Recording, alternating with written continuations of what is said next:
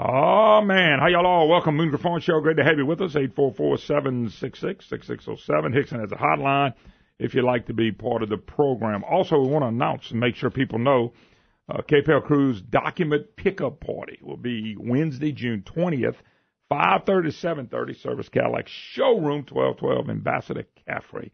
Come meet fellow cruisers before we hit the open seas for Alaska Inside Passage.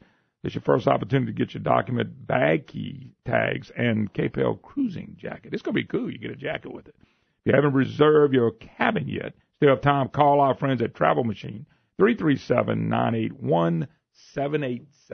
It's not too late. We're heading out. We'll get a jacket with it. And it's not like a smoking jacket, Brandon, since I don't smoke. I'm glad you clarified that. Let me tell you something. When you go to Alaska, you have to bring a jacket. Yeah. This is not. Heard it's pretty cold up there. This is not July in Louisiana, I can promise you. How cold does it get in July?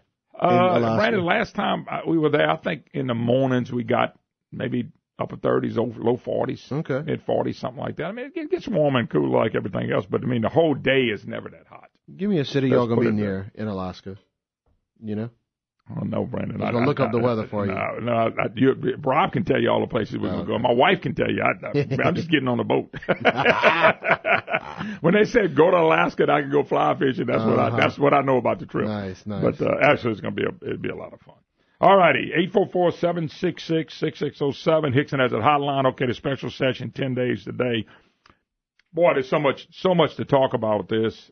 By the way, John Kennedy, United States Senator, will be here. He will be here to talk about the session. He will be here to talk about what's going on with this governor at 10:06. So we'll get a chance to visit with him with a segment or two. Also, coming out of 10:30 break, our interview with Attorney General Jeff Sessions. It was a short interview, folks. I didn't get into a couple of things I wanted to talk about, but we did talk about a few things. He's actually in New Orleans. There's a big conference going on with law enforcement. So he is in New Orleans right now. So I'll play that coming out of the 10:30 break and get a chance to listen with my comments and talking to Attorney General Jeff Sessions.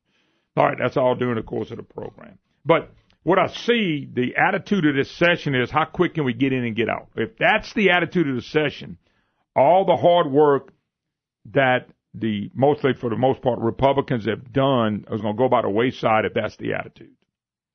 The swing and the pitch, but I know there are Republican lawmakers being bought off. The Republican lawmakers who vote for the half-cent sales tax should be wiped out politically. Okay, they ought to be wiped out. I'm just stating real blunt. They ought to be wiped out. We probably ought to wipe out the ones that gave us the 1-cent sales tax.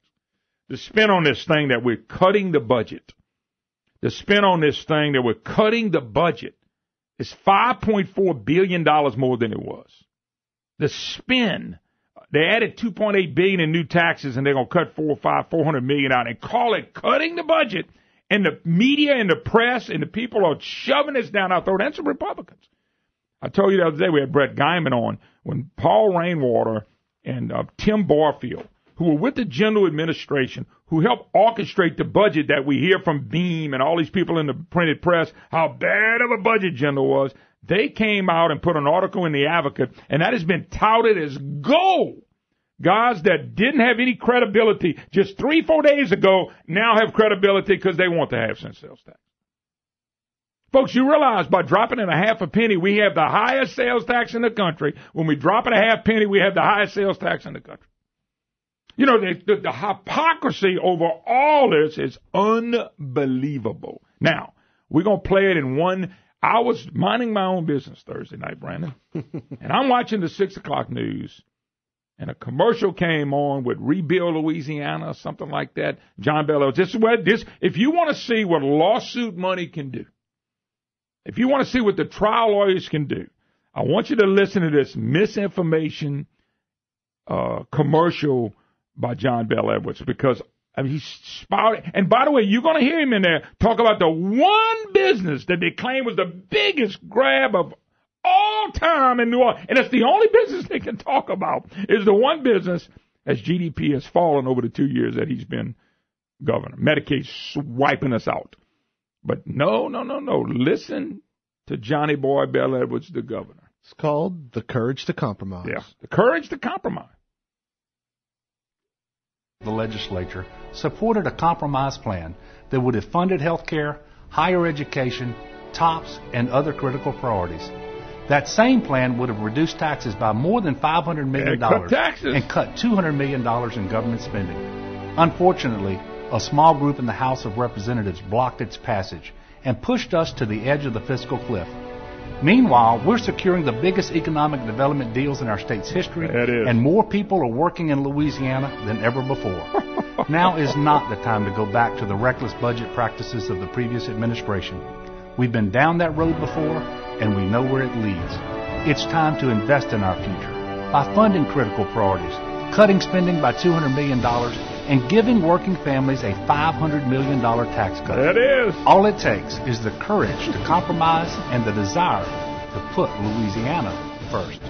I thought I was watching Saturday Night Live. I saw that. I went, you've got to be joking. This is Saturday Night Live. There are more people working in the state. What they working for? $5.22 an hour? I mean, he has no reality in this man because he's not a leader. It's so frustrating to listen to. We cut $200 million out the budget. That's the guy that claimed he cut $645 million out the budget last year, and nobody complained. Nobody said a word. Nobody said a word. That whole commercial was no reality commercial. There wasn't any majority, bipartisan. You know what they mean by that? Huh? You know why he can say that? I was talking to Brandon before the pro. He can say it because it takes 2/3 of a vote in the House to Senate to get taxes increased. So what they trying to say, well, most of the people wanted to raise the taxes, but a few people didn't. You know why they got a 2/3 vote to raise taxes? The threshold's high because it would make it hard as boop to raise taxes. That's why it was set up. Thank you, Senator David Vitter, and the people that voted for that. And the people in the state of Louisiana love that. And I'm glad. Just think if they didn't have to have a supermajority, we would have saved money on special sessions because they would already taxed us to oblivion. And that's why these Republicans, we got 61 in the House of 105, and you got 26 or 28 of 39 in the Senate, and we're passing taxes. We're passing taxes, y'all. Doesn't make any sense. None whatsoever. The majority of the state said no. Name one of the Republicans that's going to vote for John Bel Edwards' big tax increase that ran, I'm raising taxes and I'm growing government. Name one of them. Did you remember the commercials? Did Mark Abraham run on that? Did John Paul Couson raising taxes, y'all? Did he run on that? Which one of them ran on it? Bubba Cheney ran on that? Let's get some jobs in here. Which one? What senator did? None of them. Not nearly one of them. And they all won. Because we got enough. We got enough on our plate. We're a state that GDP is shrinking. He didn't talk about the GDP, did he? He keeps talking about this one business, this one economic gain. I guarantee you that economic gain can't touch what's happened with Monroe with CenturyLink through the last 20 years. It's not even close. It's not even in the ball game. And that was something that happened was not the thankfulness of state government or local government. That was Mr. Clark Williams, God rest his soul. He's not with us anymore. And all the people that made CenturyLink, even today, that make it great. It had nothing to do with that. This economic gains and more people working. Why don't you talk about the unemployment? Even Tyler Bridges earlier this year wrote unemployment was down because of out-migration and people quit looking for work. Okay, $200 million in cuts. What did he cut? Who got fired? How many pink slips in your neighborhood from getting fired from government? I'm just kind of curious that the man, Mr. Honor Code, can get on TV and tell people this, and he's sincere about it. He really believes all that happened, and none of it did. Holy cow, more jobs. He mentioned the budget of the previous administration. We know how that turned out. Why did this governor, who said that, Brandon, you heard him say it, he voted for 6 of the 8 budgets of the previous administration. But he didn't get, nobody calls him down except me. He voted for 6 of the 8 budgets. John Alario, Senate president, voted for all 8 of the budgets. Nobody says a word about old Big John. Big John Alario. Oh, man, what a man. Oh, deal maker. The magician. The grown-up in the room voted for all 8 of the budgets. Never nobody tell him anything. Now, that's John Larry. I mean, you got to understand, he's the guy we need there. Yeah, that's why we got the problem.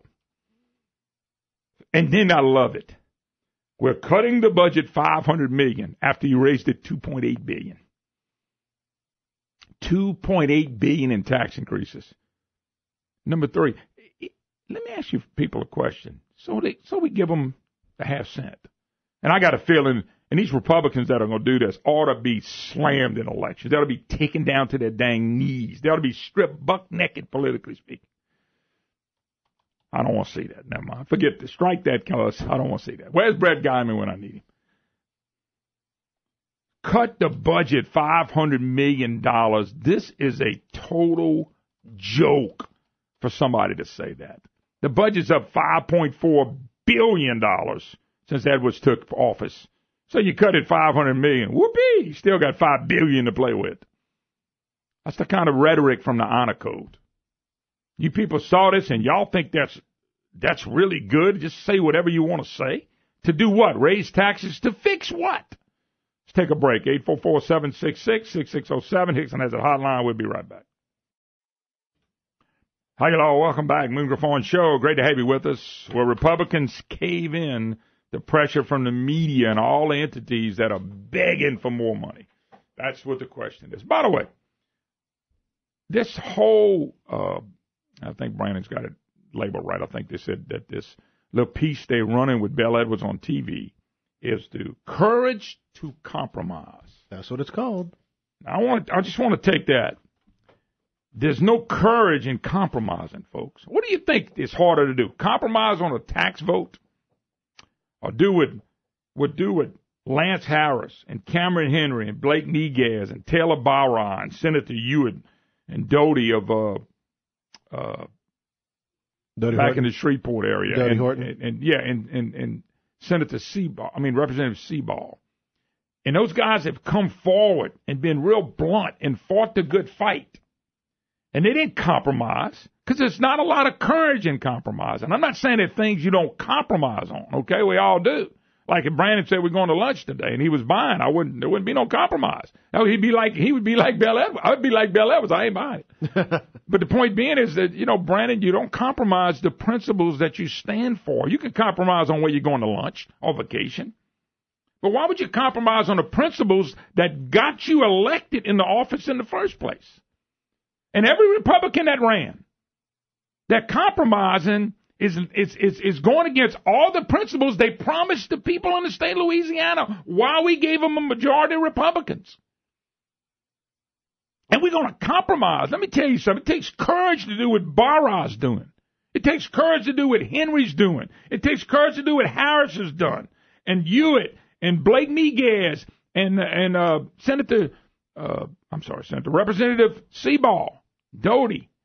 I'm just telling you, that's where it takes courage to compromise. What a losing statement. That's for losers, the courage to compromise. You compromise your principles of growing the government? And when they pass the tax, it fixes nothing, folks. It fixes nothing long term. It fixes nothing. Compromise is courage to compromise. I never heard that in my life. Compromise your principles. There's no courage in that.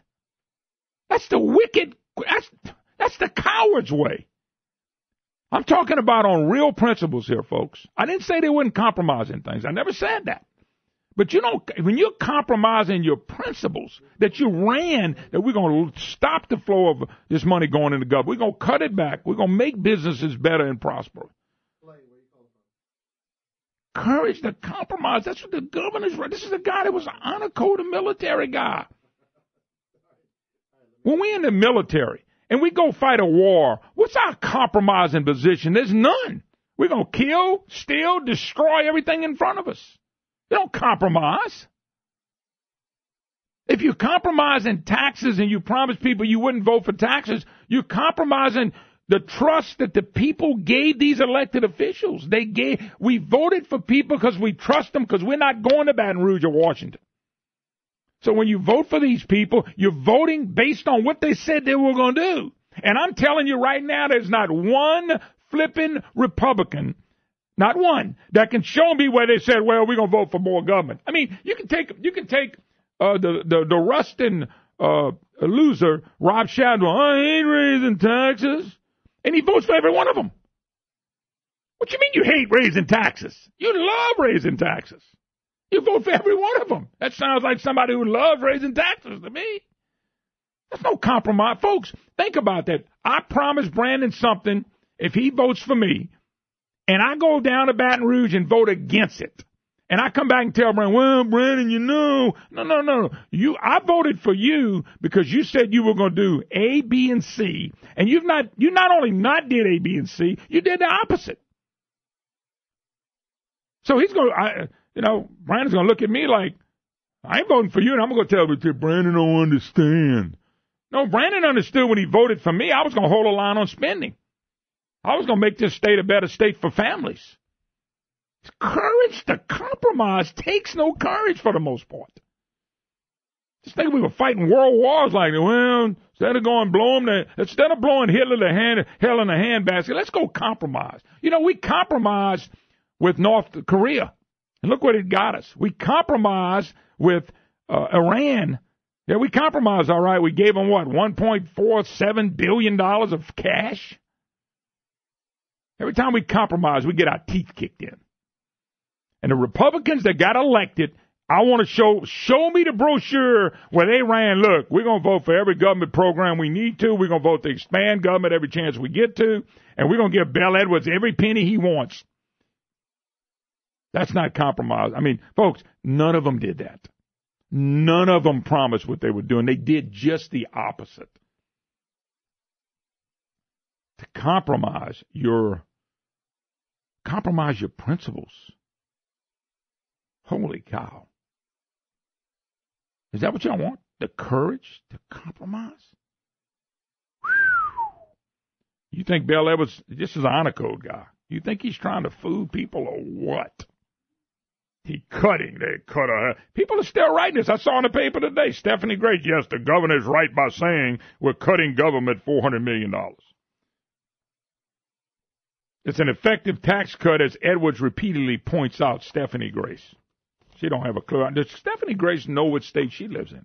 All right, we're going to take a break. We'll be right back. Clay, you're on the line next. Love to hear from you. We'll take a break. Be right back. Hi, hello. Welcome back. Moon Griffon Show. Great to have you with us. 844-766-6607. Hickson has a hotline if you'd like to be part of the program, your opportunity to be a voice. Jay Dawn said most legislators have a keen interest in getting in and getting out. That is not the right attitude to go into session. We're going to just get in and get out. If they do that, then we lose. You keep hearing the governor and you keep hearing the press say, well, the majority of people want to raise taxes, just a few people in the House. What they mean by that is, and this is what I'm telling you about a Constitutional Convention, we hate the two-thirds vote. If we didn't have a two-thirds vote, we could get this passed. You realize Democrats cannot pass anything in Baton Rouge without Republicans. Nothing. When I say nothing, nothing. So we got the courageous to compromise Republicans are going to step up to the plate for them. That's courageous, right?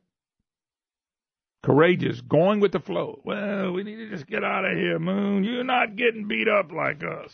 Oh, okay. That means you got big guts, huh? Gutless. People compromising.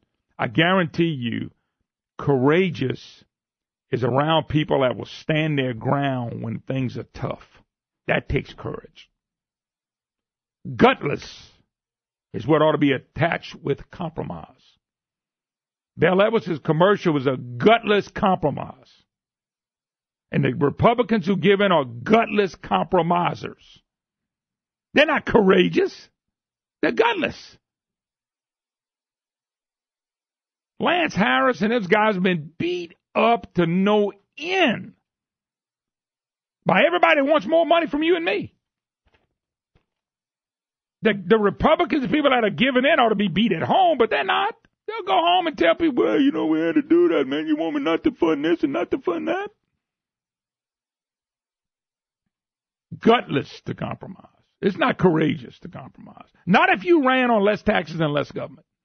If you ran on less taxes and less government and you're doing that, that's gutless.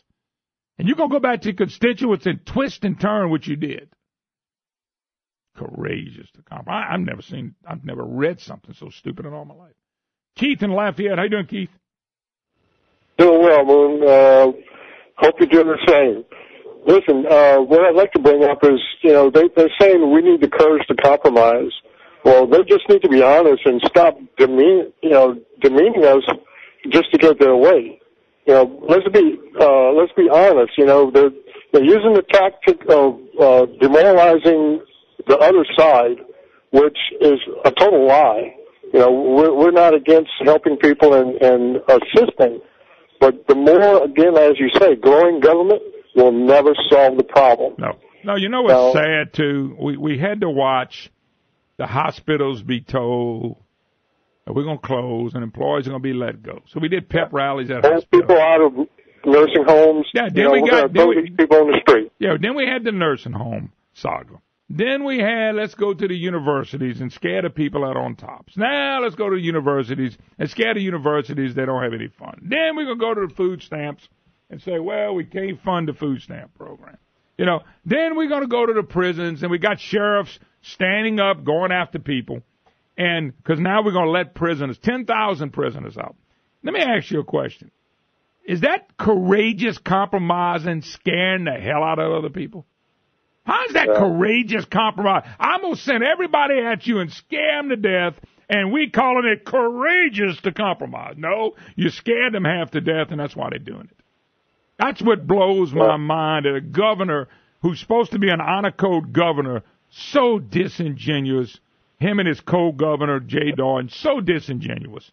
We cutting this, we closing this, we getting rid of tops, we doing this, and Republicans are compromising with the left so they're not even in control.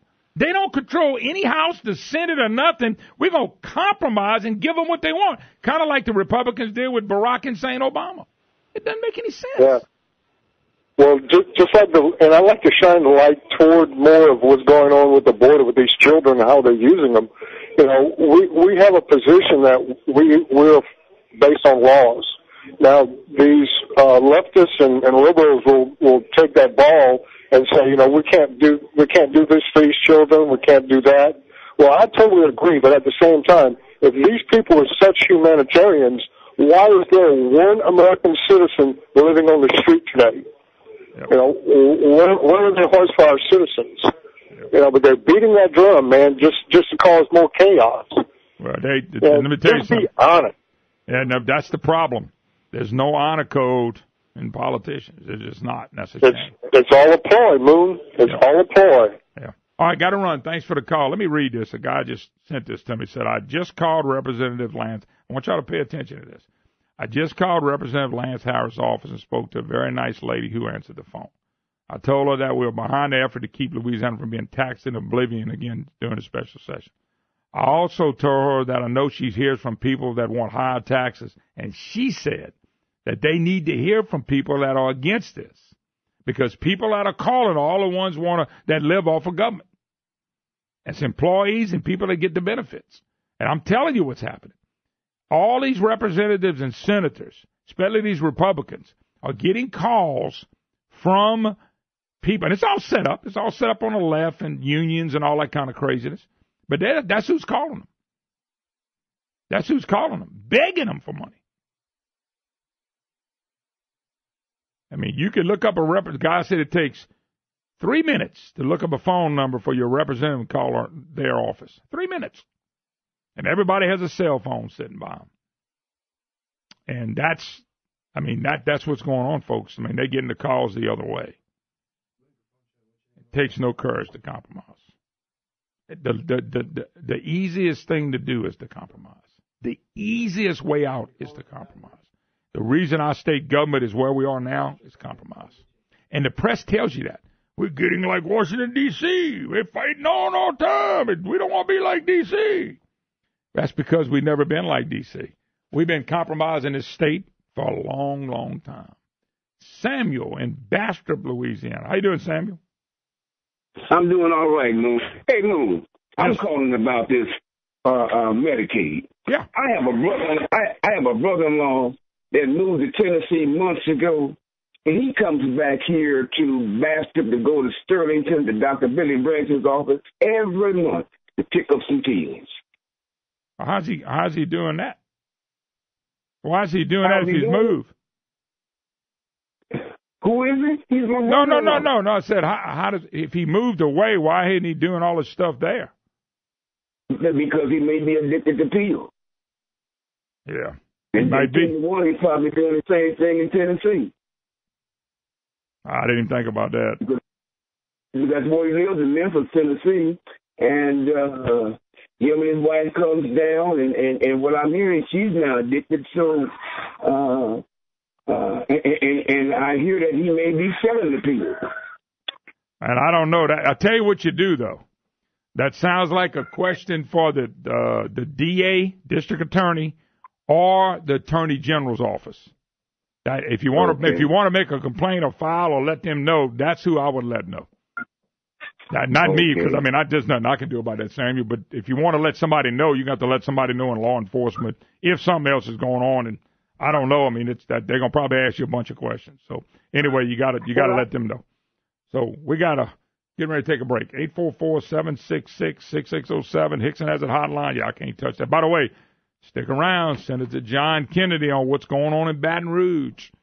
We'll be discussing that when we coming out of the break. Plus, my conversation with Attorney General Jeff Sessions. We will take a break. You're listening to the Moon Griffon Show. We'll be right back. Hi, hello. Welcome back. Moon Griffon Show. Great to have you with us. 844-766-6607. Hickson has a hotline, the laughing talk show host. I'm just laughing before we go to Senator John Kennedy. I forgot about that. Courage to Compromise, $30+ billion budget, the biggest budget ever. Courage to Compromise. Anyway, John Kennedy, our United States Senator, joins us. John, how you doing, sir? I'm well, Moon. I just landed back in the swamp of Washington, D.C. I'm sitting here in the airport about to go over to my office.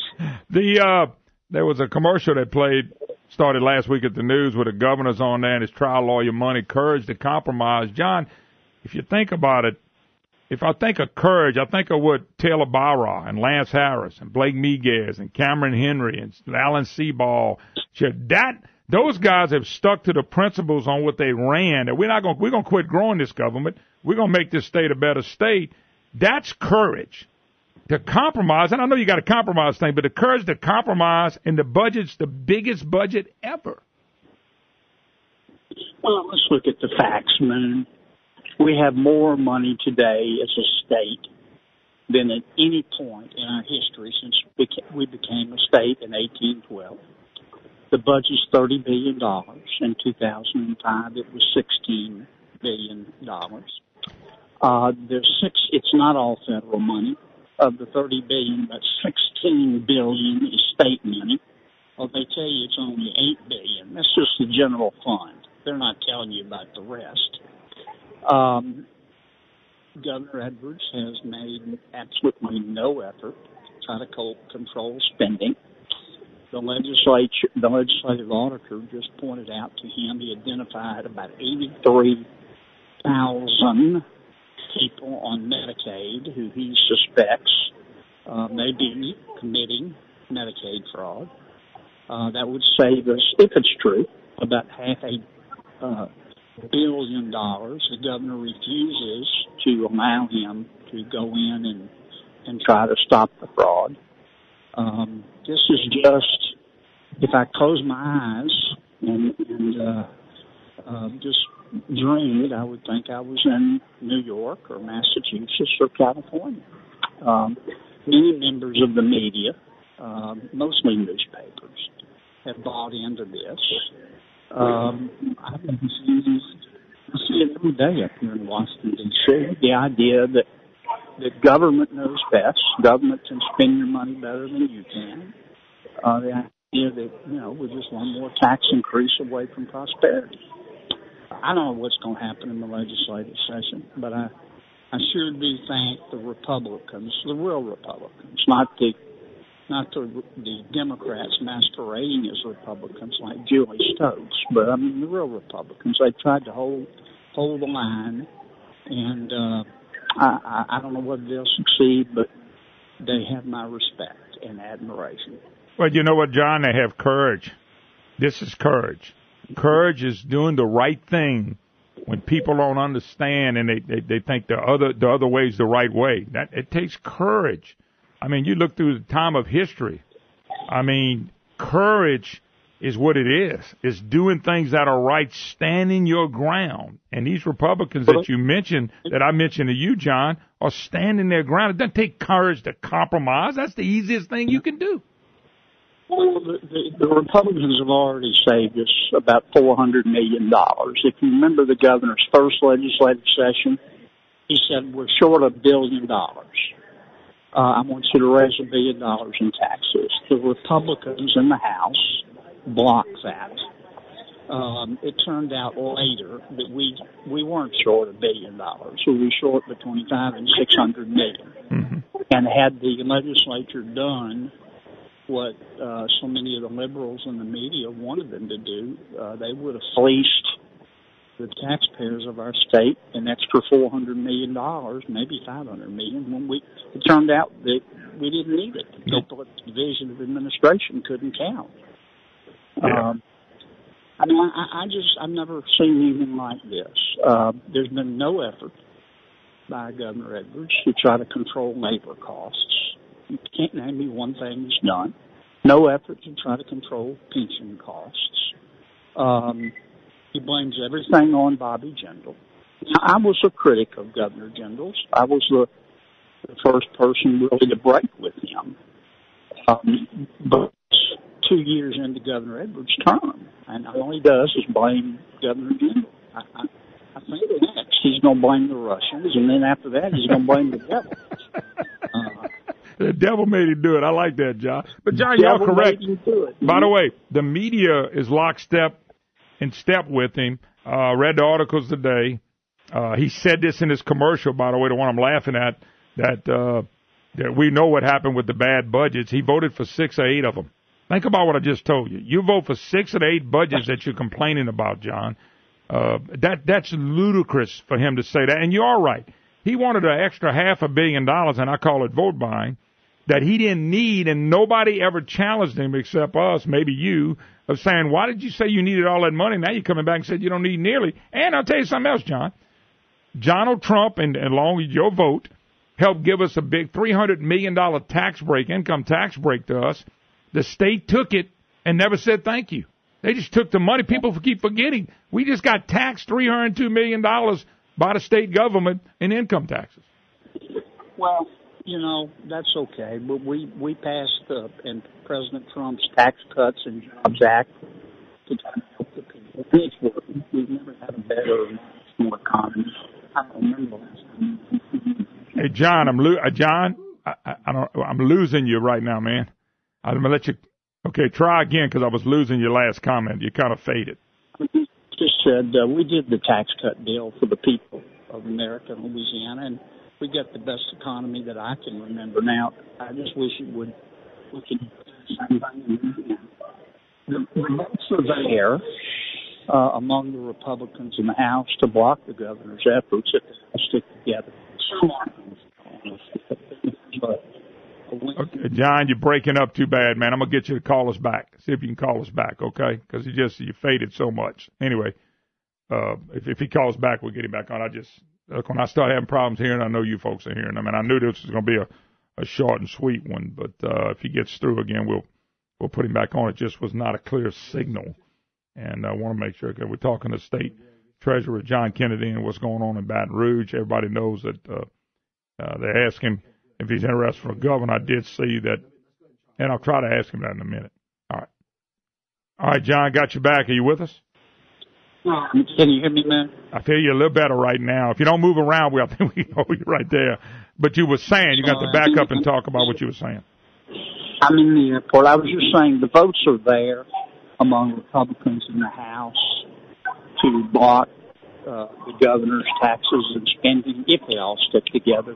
Now, there's a wing of the Republican Party. They're really Democrats. I call it the Julie Stokes wing. They say they're Republicans, but they're probably going to vote with the governor. And they'll probably get the taxes through. But our guys sure fought a good fight. Well, it took courage to do what I said, Barra, Miguez, Henry, Harris, Seaball, Hewitt. It took Doty. It took guts for them. It took courage to do what they've done. They fought the good fight. But, John, some of these weak Republicans are just killing us. $30 billion budget, I heard you say. Biggest budget ever. And take courage to pass even more taxes. I don't understand that. And this governor, let me ask you a question, John. If they did pass all these taxes, what's going to be fixed? That's what I'd like to know. They'll be back next year wanting more taxes. I feel very confident of that. I don't mean any disrespect. I've known Governor Edwards for a long time, but he's a liberal. Honestly believes. I tell you what, John, we're going to let you go just because of the audio problems that we're having right now. So we're going to let you go. But anyway, thanks for calling, and we'll get back in touch with you when we get a little clearer shot. All right, Brian, let's go take a quick break. I got a lot to talk about. Don't go nowhere, folks. I'm just cranking up. By the way, when we come back after, not this break, but the next one, I'll play my interview with Attorney General Jeff Sessions. All right, take a break. Be right back. You're listening to the Moon Griffon Show. Hi, hello. Welcome back. Moon Griffon Show. Great to have you with us. 844-766-6607. Hickson has a hotline. By the way, KPL Cruise document party, pickup party. And if you're not going, I wish you were going with us. And you still can go if you want to on our amazing Alaskan cruise. But anyway, the KPL Cruise document pickup party Wednesday, June 20th, 5:30 to 7:30, Service Cadillac Showroom, 1212 Ambassador Caffrey. Come meet fellow cruisers before we hit the open seas for Alaska Inside Passage. This is your first opportunity to get your documents, bag tags, and KPL cruising jacket, which I hear is cool. They didn't show it to me yet. They must go give me 2 of them. If you haven't received your cabin yet, you still have time. Call our friends at Travel Machine, 337-981-7870. Going to be a heap good time. We're going to have a good time Wednesday night, so I hope you'll come. I will be there, along with the bride, along with the KPL folks. All righty. By the way, Brandon, yesterday was Father's Day. Bill Clinton's son called for Dad to take paternity tests. This is the black young man that says that's his daddy. So he called. He wants Dad to take the paternity test, and Dad won't do it. I wonder why. Anyway, what was the guy's name? Let me see. The guy is Danny Williams. By the way, I know a Danny Williams. I knew that name sounded familiar. I know a Danny Williams, and I don't know if he ever claimed Bill Clinton to be his daddy, his uncle, or anything else. I'm going to have to call old Danny and ask him if he thinks Bill Clinton's his daddy. Also, Danny Williams said, I'm willing to pay for the test, including a $20,000 donation on your next campaign. Oh, man. Golly. I can't believe somebody even interviewed the guy. But they did. And he claims that Bill Clinton is his daddy. So he just wanted to say Happy Father's Day. That's a dang shame if that's true, though, man. 607. I don't know, Brandon. I grabbed something just to laugh at it. I'm thinking, by the way, they ran a poll. Kim Jong-un, whatever his name is, more popular than Nancy Pelosi. Oh, they said self-identified, to be fair, self-identified Republicans now have marginally more favorable view of Kim Jong-un than they do of Nancy Pelosi. So I'm just letting you know. 19% favor Kim. 68% unfavor. 12% favor Nancy Pelosi. 17% favor Nancy Pelosi.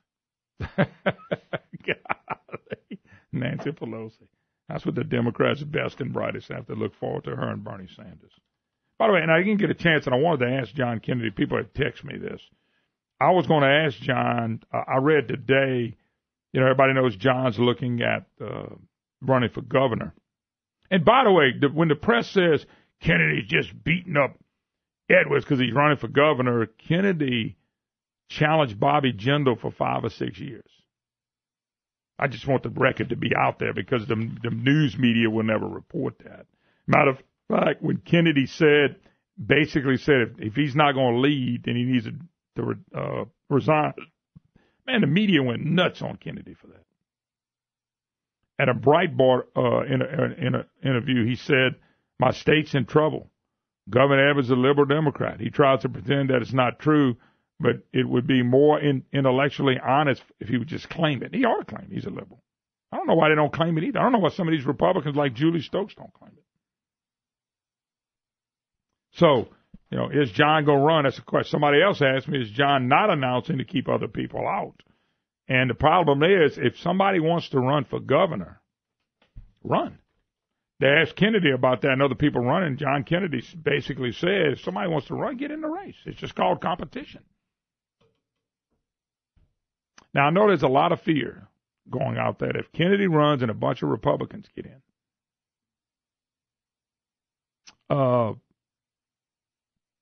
they are scared to death we're going to have something happen that happened last time with 2 Republicans led by Big Jay Dardenne, who, by the way, he did it. We know why he did it. He's getting $237,500 a month. His shift came in. He is also getting to play co-governor, which he wanted to be governor, would have never made it. Nobody was going to, not near enough people to ever voted for him to be governor. Okay? Matter of fact, had he ran against Bell Edwards, I would have had to support Edwards. I was never voting for the liberal leftist Jay Dardenne, ever. I couldn't have voted. And then the other thing is that Jay Dardenne, his shift came in, his retirement is somewhere between $14,000 and $18,000 a month for the rest of his life. All he does is got to make this year. If he makes this year in the position he's in, his retirement would be based on the $237,500. Somebody's questioned that and said, no, he's an appointed, it'll be based. Well, let me tell you something. And it's a different retirement. It may be $14,000 to $18,000 a month the rest of his life. There are people out there scared to death that if too many Republicans get in, beat each other up, Edwards walks in. There's no way that's going to happen unless Republicans are that stupid. And there's no way it's going to. Bell Edwards is a one-term governor. The co-governorship hadn't worked. They got the biggest budget they ever had in the history of the state, and it's not enough. I mean, what you're asking the Republicans to do in the House and the Senate. Now, Senate's going to vote. Those Republicans are so weak in the Senate, it's not even funny. There's nobody. You ever notice there's never any targeting a senator in the Republican Party? Because John Alario is the Republican on the party. He changed over so he could be Senate president, and nobody's getting out of line. There's never a fight in the Senate. There's nobody in the Senate fighting. Not one Republican senator on that side, not one is fighting for people in Louisiana. Not one. Not one. You think Gerald Long's going to stand up, the stand-up guy? You think Mike Wadsworth is going to stand up? Mike Wadsworth made a comment there, I'm fighting for... Mike Wadsworth didn't fight for anything. Unless there's the courage to compromise, Wadsworth is out. The stand-up guy has proved himself. Gerald Long will walk out of a meeting so quick if he don't get his way. He has compromised the whole thing. And go down to all those senators. There's not really anybody fighting in the Senate, so they target the House. They target the few House Republicans that have guts to fight. The courage to fight. The courage to fight. The courage to compromise. I can't believe somebody would play a commercial like that, but they did. And Republicans will give it all up to go home, to not fight, make the good fight. Thank God we got a 2/3 vote. If we would have had a 2/3 vote, we wouldn't have a special session yet. If we'd have had one, they'd have run a roughshod over us. All the Democrats and those few practical Republicans. There was an article again, how Tyler Bridges, who was a mouthpiece for Bell Edwards for a long time, maybe he's making a comeback. House Speaker Barra's leadership will be tested once again. He's already proved the test. He's already passed the test. I know we're getting ready to break, Brandon. Mm-hmm. He's already proved the test, and he's passed the test. The problem is you got weak Rob Chadbois, Nancy Pelosi type Republicans. Will Bishop Couson, will they be the next ones to give in with the Democrats? Gutless, I say. We'll be right back. Folks, this is the Moon Griffon Show. Of course, we're visiting with Attorney General Jeff Sessions. Mr. Sessions, first of all, good morning and welcome to the great state of Louisiana. It's good to be here and good to be in New Orleans, and we're looking forward to a good meeting this morning with the National Sheriff's Association, who's having their conference here. I'll be speaking to them and then meeting with our United States Attorney and his staff and the state and local law enforcement officers, too, who we depend on every day for federal criminal work. Mr. Sessions, when you come to something like that, what is the goal? I mean, I'm sure it's to bring everything together. Is it to get ideas, or do you have your own ideas you want to kind of share with local law enforcement? Yeah, well, we have a few big ideas. The President, Trump, directed us to reduce crime in America, not to let it keep going up. It jumped the last 2 years after 30 years of decline, really. And so we're already bringing that down, but it can't be done without the partnership with state and local sheriffs and police chiefs and state officials, because 85% of law enforcement is state and local.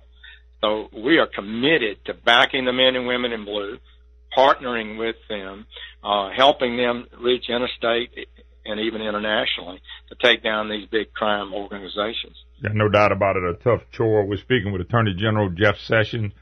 He's in New Orleans, big conference going on. Attorney, let's change gears on a couple subjects. One of them is, Mr. Trump, President Trump, ran, and I think one of the things that helped him get elected was his fight against what's going on with illegal immigration. I know we talk about immigration a lot. I think you and me agree. We all for immigration. I have no problem with somebody coming here legally. Give us the status on where we are now, about a year and a half in his presidency. Are we making a fight? Is the fight real? Are we able to do some things to stop some of the flow? I know the wall's not built yet, but that's kind of on Congress too. So where are we now with the fight against illegals? Well, when the president got elected, we had this incredible, just immediate drop in illegal entries. But it's going back up. The numbers have been increasing steadily. In many ways, it's steadily increasing, and we've got to focus on it. And there are a lot of loopholes and gimmicks in the system that make it very difficult to create an orderly system of immigration. And as you said, we admit 1.1 million people to permanent legal residence in the United States, putting them on a pathway to citizenship within 5 or more years. This is a very generous nation, the most generous nation in the world. But the American people know that there's criminal element in the illegality at the border. All our methamphetamine, heroin, fentanyl, almost all of it is coming across the border from Mexico. So we need to end that lawlessness, make sure we're not letting criminals in, but good people in. And we're not there yet. Congress is going to have to help. The president has been very generous about reaching across the aisle with a very, I think, reasonable plan, but they are resisting steadfastly. It's a huge matter, yeah. I got to tell you. And, one of the things that's controversial right now is this allegation about separating families. What's happened was, Moon, that for years we just never prosecuted adults if they were bringing children with them. And we went from 14,000 coming in that way to 75,000 in 4 years. It's become a huge loophole. It was known throughout the Western world that if you came with families, nothing would happen to you. You would be released in the United States, and you may or may not go back to court if you wished. So we said adult who brings a child in needs to be prosecuted like everybody else. And we're prosecuting adults throughout the country, throughout the border, who come illegally. Our goal is 100%, because you just can't allow this unlawful act to occur and not respond to it. You encourage more of it. So we're making progress there. and we are treating, we spend $1 billion a year taking care of children that have entered the country unlawfully. They're placed in the hands of the Health and Human Services, who are not a law enforcement agency, but a care agency to provide health care to them, education to them, housing to them, food and safety. And that's what they do every day.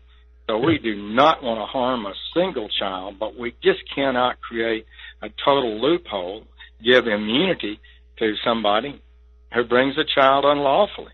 Yeah. And if they bring that child and they come as a family and enter the port of entry and make a claim for asylum, that will be processed. They will not be arrested. They will not be separated. Yeah. But if they enter at the desert somewhere, climbing a fence somewhere with children, that's the ones that are clearly violating the law, and will be, the parents at least, would be prosecuted. Yeah, Attorney General. They don't serve long times in jail, but we are going to assert the law if they enter in that fashion. Attorney General Jeff Sessions, of course, we only have a few minutes. You're in New Orleans, big conference. Real quick, the IG report came out. I'm going to go back just to average guy. I'm such an average guy. And the average people look up, and we feel like, the president's deemed it a swamp, and it's kind of stuck with us average folks. And we look up and we see what's going on. We see Hillary Clinton and things that happen under Barack Obama. We get frustrated. You, the Attorney General, then things happen under Donald Trump. We get frustrated because it's going in the opposite direction. The IG issues a report. Will something else happen to make the average guy like me go, you know what? This swamp ain't as bad as I thought it was. Good things are going to happen. And this report has been issued. What's coming out of this report? What do you think may come out of this report? Well, reform and return to discipline has got to come out of this report. We can't have politics infecting our investigations. We can't have these massive leaks, people hanging out with the media and talking to them about investigations they shouldn't talk about. So we've got to tighten up here. Let me say this to you, man. A lot of things have happened that people haven't fully appreciated. I recommended the termination of Mr. Comey. I fired Andy McCabe, the deputy director of the FBI. The entire leadership team at the FBI has changed. The director, Chris Wray, is from Atlanta, King and Spalding great attorney, and a former Department of Justice official and prosecutor for a number of years. The deputy director is new. His chief of staff is new. The legal counsel is new. The communications director is new. And we're already beginning to tighten up that thing. And if somebody needs to be fired based on this report, they're going to be fired. Okay. Somebody needs to be prosecuted, they'll be prosecuted. So, yes, much of the action that needs to be taken is already being taken, and we're going to continue at it. All righty, Mr. Attorney General, I know you have to go. Hope you enjoy New Orleans and Louisiana. If you can't find something good to eat down there, call me, because there's plenty to eat. Last night, I ran into an Alabama group, and Sheriff at Commander's Palace. Woo! We dined in high style, I gotta say. Well, if you were there, you were enjoying yourself. But anyway, thank you so much. Best of luck. God bless. All right, bye-bye. All right, folks, it was a quick interview. But anyway, I'll be back. Wrap up. One more segment to go. You're listening to the Moon Griffon Show. We'll be right back.